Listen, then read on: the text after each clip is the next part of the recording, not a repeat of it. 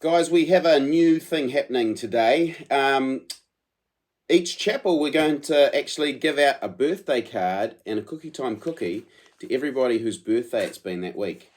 Of course, we've had almost 2 months of the year leading up to this chapel when we finally got our birthday cards.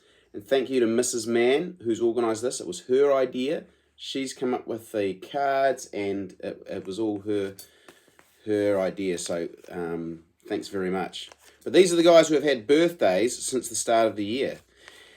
Andy Wang, Kyan Kendall, Peter Ping, Thomas Farman, Max Lett, Jordan Eglinton, Foster Hammond, James Joblin, James Taylor, Pearson Tobeck, Matthew Heaton, Jack Joslin, he's not here anymore, Prem, James Cottrell, Aidan Scott, Kian McLean, Josh Stapleton, Liam Blaithwaite, Jonty Maunsell, Sam Stringer, Alex Deswart, Dougal Radford, Jono Laidlaw, Bailey Linders, Damo Taylor, Abe Wheeler, Bentley Black, Gareth Webber, Riley Norris, Peter Anand, Logan Black, Juan, Luca Ballantyne, Schlock, Will Billing, Charlie Sherry, Thomas Lesky, and Billy McCreary. So happy birthday, boys. There's a card and a cookie time coming out to you. It's probably already in your registration class. Hopefully you've already got it. And everyone else with a birthday coming up, if we ever miss your birthday, please let me know. But hopefully our system will work and we can celebrate your birthday. Cheers.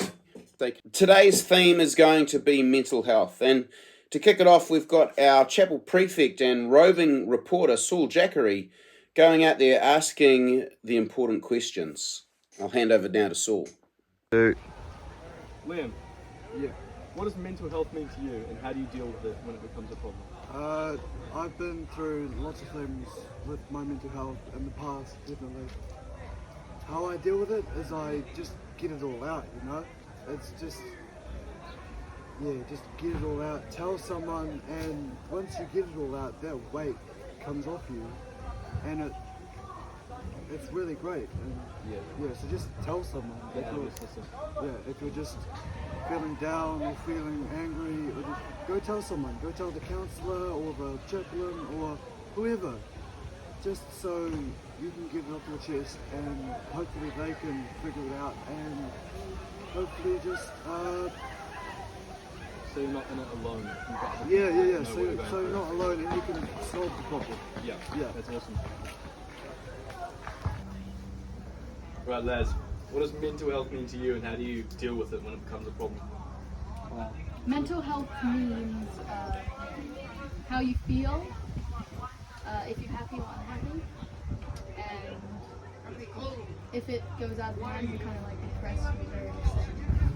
Mental health to me means like the way you relax and how you feel on the inside, and the way to deal with it is just to like relax and not think of anything else. That's the problem. Good. Angus, Bamford Smith, what does mental health mean to you, and how do you deal with it when it turns bad? Mental health to me is a big problem in our country, I'll say that. And you know how I deal with it? How? I block out everyone else's opinion on me, because my opinion is what matters. It is. When it's down to me, my say is what matters. I love that. Yeah. That's a good attitude to have. Yeah. You know, we have a lot of stereotypes in this country about what it means to be a man. I can think of a couple of examples in particular. For example, the Speight's Southern man is one example that many of us will have in mind when we think about what a real Kiwi bloke or a real man in New Zealand is all about.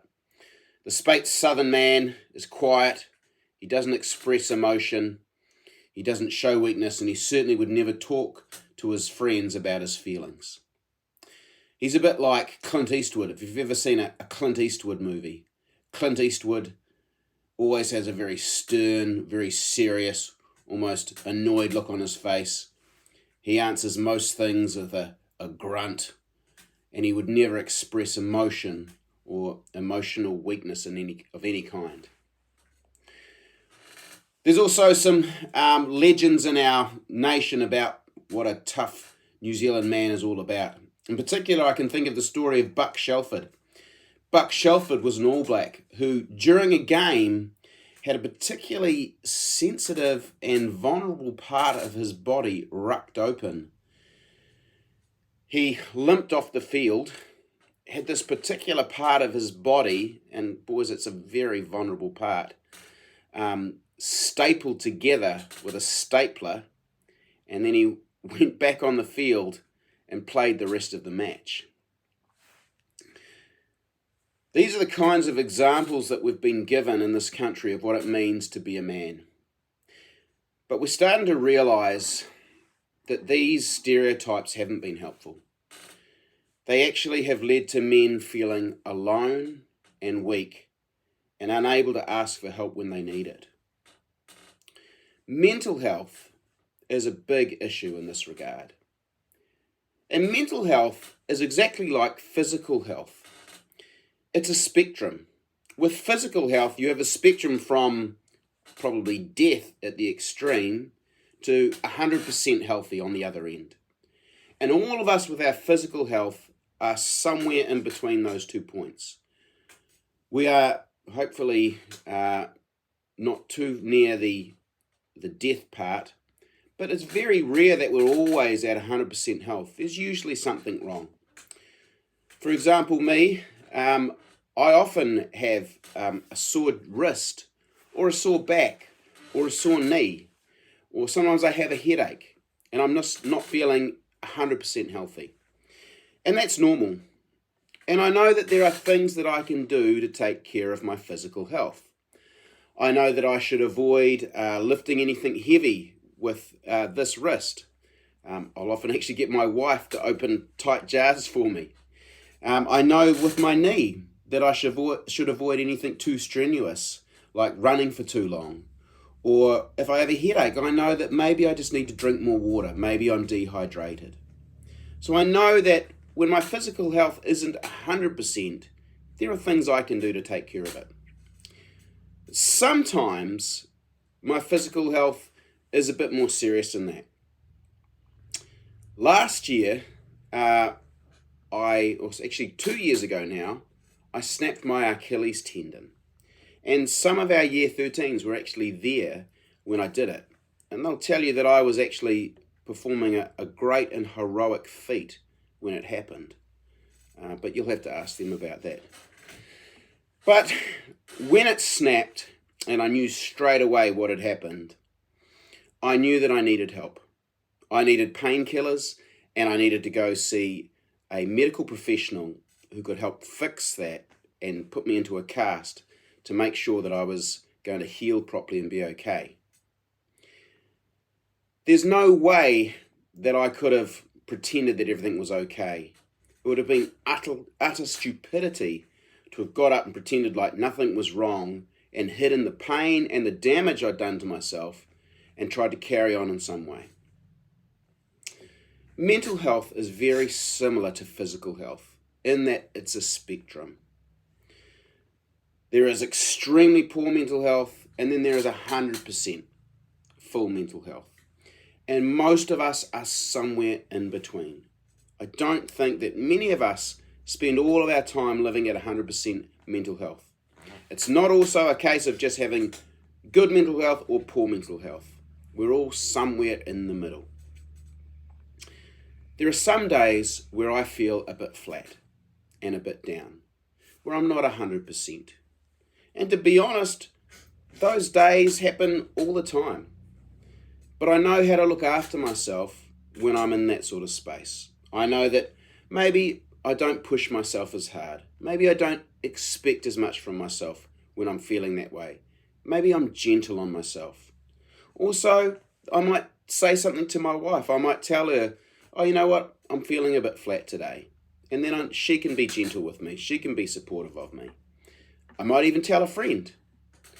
I also might do something that I know is going to make me feel good, like go for a walk in nature or go for a surf.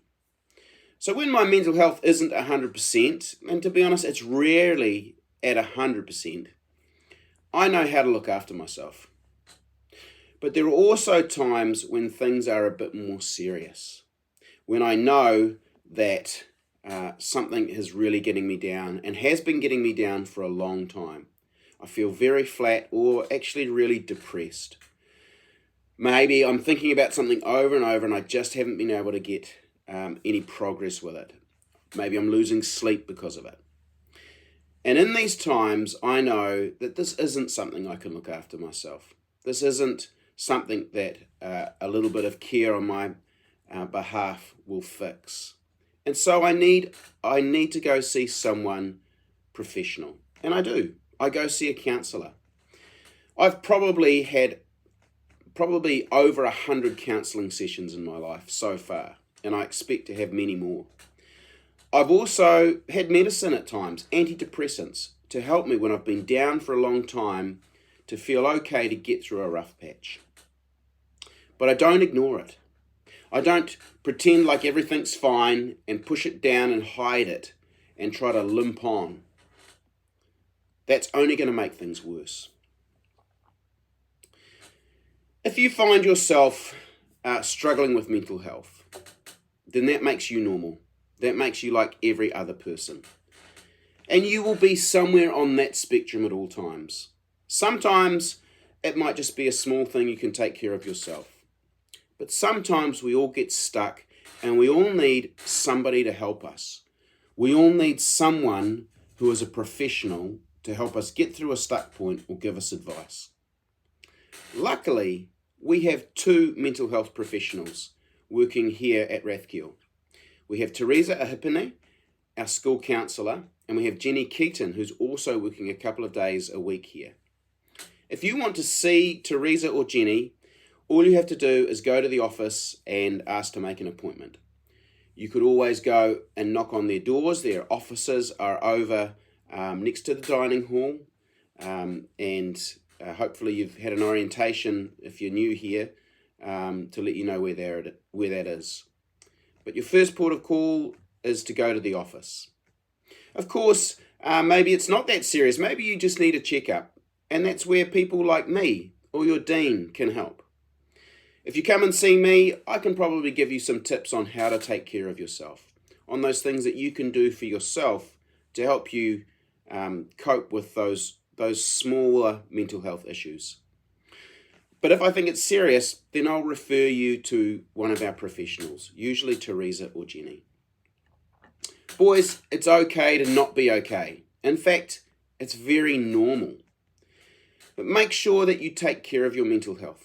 It's just as important as your physical health. It's exactly like your physical health, except for one important difference, and that is it's invisible.